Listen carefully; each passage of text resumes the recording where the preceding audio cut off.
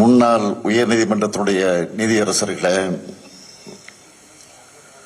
நாடாளுமன்ற சட்டமன்ற முன்னாள் இந்நாள் உறுப்பினர்களே, தலைமை கழகத்தினுடைய நிர்வாகிகளே, இந்த வெளியீட்டு விழா நிகழ்ச்சியை சிறப்போடு நடத்தி கொண்டிருக்கக்கூடிய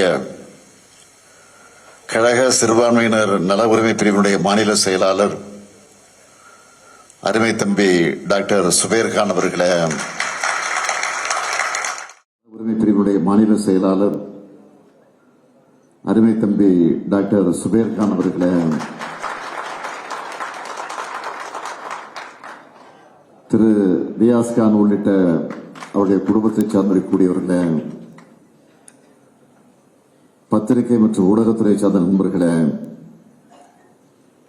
பெரியோர்களே, தாய்மார்களே, என் உயிரோடு கலந்துள்ள தலைவர் கலைஞர் அவர்களின் உயிரினும் உயிரான அன்பு உடன்பிறப்புகளே, உங்கள் அனைவருக்கும் அன்பான வணக்கம். தந்தைக்கு புகழ் சேர்க்கக்கூடிய தலைவனாக நம்முடைய அருமை அண்ணன் ரகுமான் கான் அவருடைய நூல் வெளியிட்ட விழாவை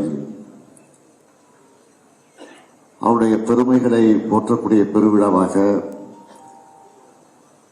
ஏற்பாடு செஞ்சிருக்கக்கூடிய அருமை தம்பி டாக்டர் சுபேர் கான் அவர்களுக்கு முதல்ல என்னுடைய நெஞ்சார்ந்த வாழ்த்துக்களையும் பாராட்டுகளையும் நான் தெரிவித்துக் கொள்கிறேன்.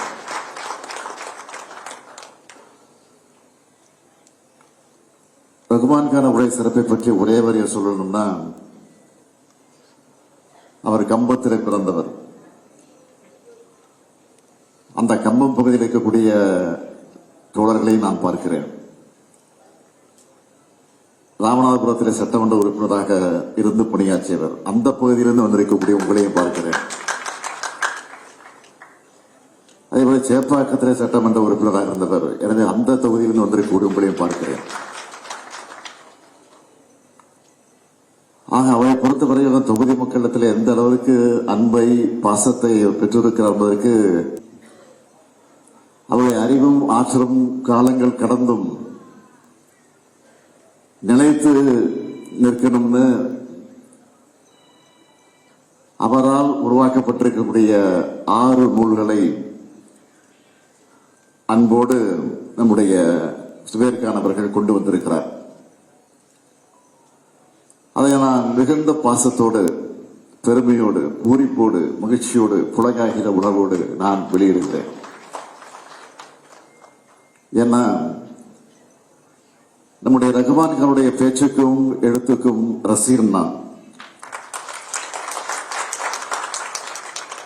அவர் பேசக்கூடிய கூட்டங்கள்ல நான் விரும்பி பங்கேற்பது உண்டு. என்னை பொறுத்த வரைக்கும் அவர் ஒரு ஸ்டார் பேச்சாளர். சட்டமன்ற பேச்சை அவருடைய எடுத்துக்காட்டாக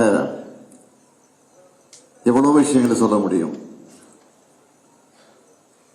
அவருடைய பேச்சு சட்டமன்றத்தில் இடி முழக்கமாகவும் தமிழ்நாடு முழுக்க வெடி முழக்கமாகவும் எதிரொலிக்கும். 1943 தேனி மாவட்டத்தில் கம்பத்தில் பிறந்து மதுரை அமெரிக்கன் கல்லூரியிலும் சென்னை சட்டக்கல்லூரி படித்த அண்ணன் ரகுமான் கான் அவர்கள் கழகத்தோட கருப்பு சிவப்பு கொடிய உயர்த்தி பிடிச்சவர். இன்னும் சொல்லணும்னா முன்னாள் அமைச்சராக இருந்த காளிமுத்து, கவிஞர் காமராசன்,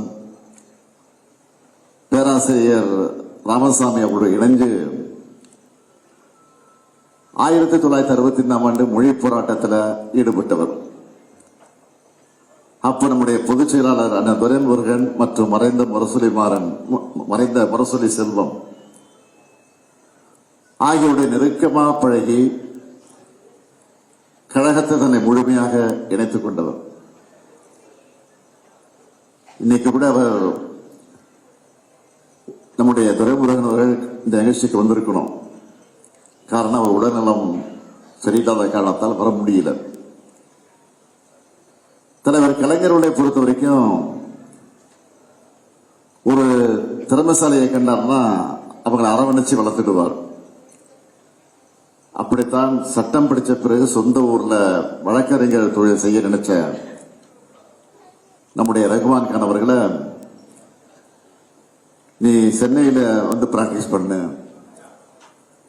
என்று சொல்லி அழைத்தார். அந்த பணியை அவர் நிறைவேற்றினார். பிறகு மின்சார வாரியம், சென்னை மாநகராட்சி, பல்லவன் போக்குவரத்து ஆகியவற்றுக்கு அண்ணா ரகுமான் கான் அவர்களை தான் வழக்கறிஞராக நியமித்தார். தனக்கு கிடைச்ச வாய்ப்புகளை எல்லாம் அவர் திறமையாக செயல்பட்டார். தலைவர் கலைஞருடைய அன்பை மட்டுமல்ல, மக்களுடைய நம்பிக்கையும் பெற்றார். 1977, 1980, 1984 ஆகிய தேர்தல்களில் சேப்பாக்கத்தில் இருந்தும், 1989 பூங்கா நகரில் இருந்தும், 1996 ராமநாதபுரத்தில் இருந்தும் சட்டமன்றத்திற்கு தேர்ந்தெடுக்கப்பட்டு அந்த பணியை நிறைவேற்றினார். தலைவர் கலைஞருடைய அமைச்சரவையில் தொழிலாளர் நலத்துறை அமைச்சராக இருந்து பணியாற்றினார். 2 முறை சிறுசேமிப்பு துணைத் தலைவராக இருந்தார். கழகத்தினுடைய கொள்கையேற்பு செயலாளராக இந்த பணியாற்றி இருக்கிறார். தலைமை கழகத்தினுடைய செய்தி தொடர்பு செயலாளராக, உயர்நிலை செயற்திட்ட குழு உறுப்பினராக, இப்படி பல்வேறு உயரங்களை பார்த்தவர் அண்ணன் ரகுமான் கான் அவர்கள். இப்படி தன்னுடைய இறுதி மூச்சு வரைக்கும் கழக காவலராக இருந்தவர். இன்றைக்கும் நம்முடைய நெஞ்சங்களில் வாழ்ந்து கொண்டிருக்கிறார்.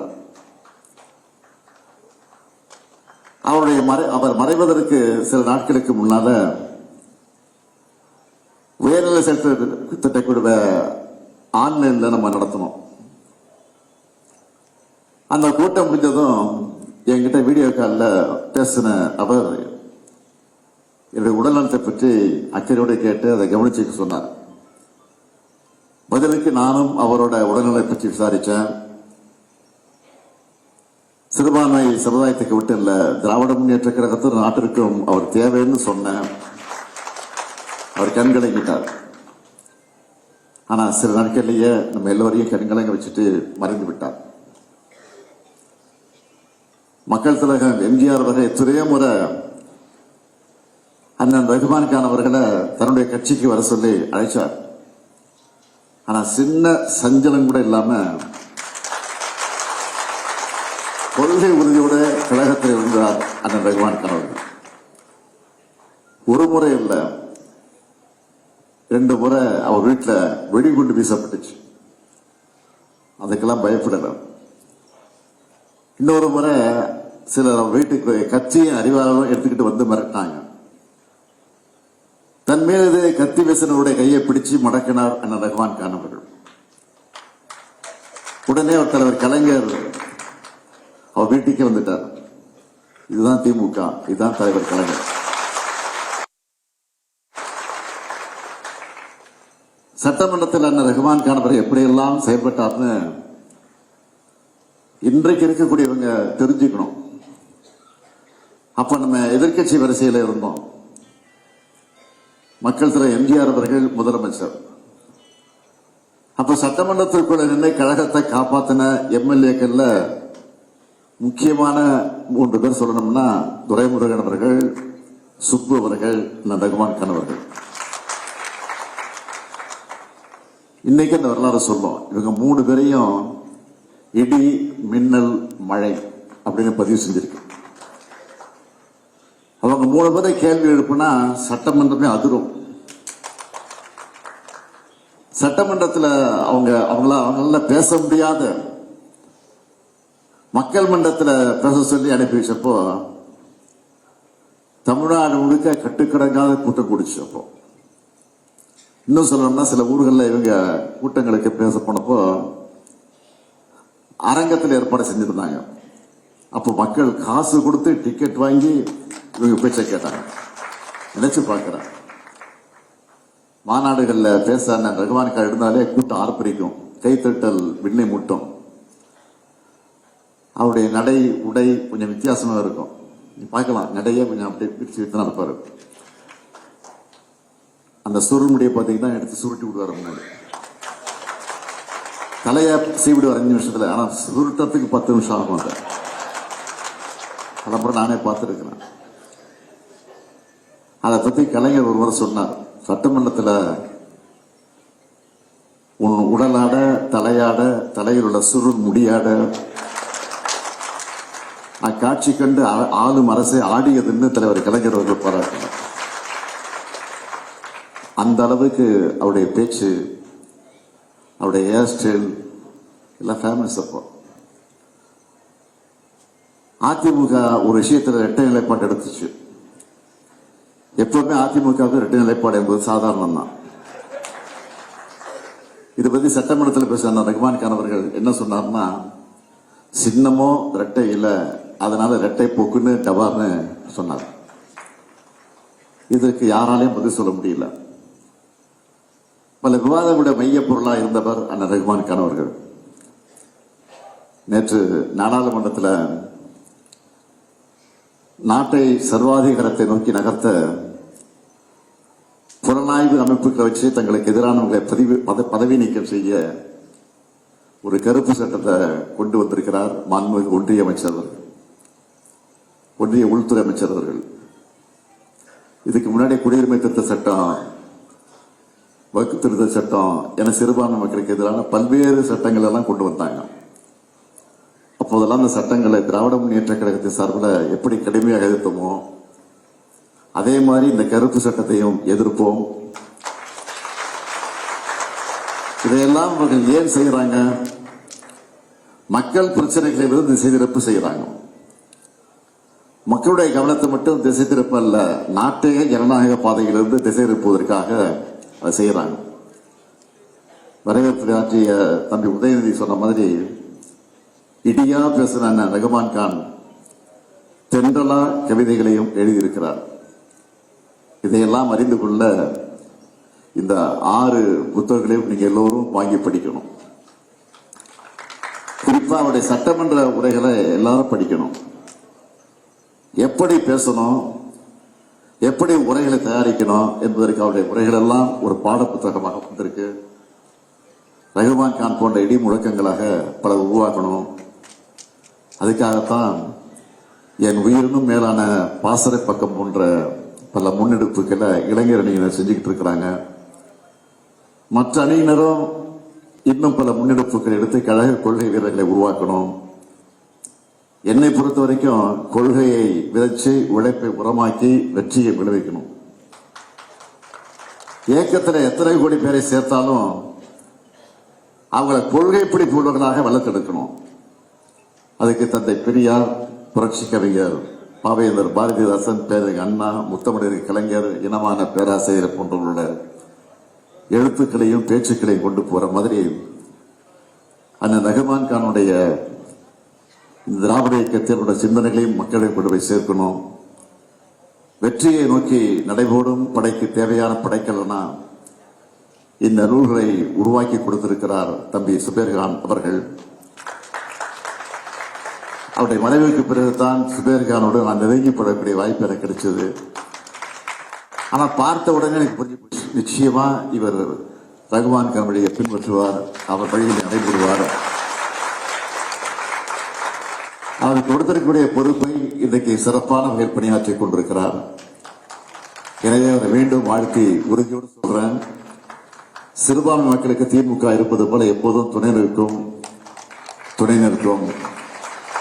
என்ற அந்த நிலையை நேரத்தில் எடுத்து சொல்லி, திமுக இருப்பது உங்களுக்காகத்தான், இந்த சமுதாயத்திற்காகத்தான், குறிப்பாக சிறுபான்மை சமுதாயத்து மக்களுக்கு என்றைக்கு துணை நிற்கும் என்று கூறி வாழ்க ரஹ்மானுடைய பணி என்று கூறி விடைபெறுகிறேன். நன்றி. முன்னாள் அமைச்சர் திரு ரஹ்மான் கான் அவர்கள் எழுதிய புத்தகங்களை வெளியிட்ட தமிழக முதலமைச்சர் மு.க. ஸ்டாலின் அவர்கள் அந்த நிகழ்வில் சிறப்புரையாற்றிய காட்சிகளை பார்த்தோம்.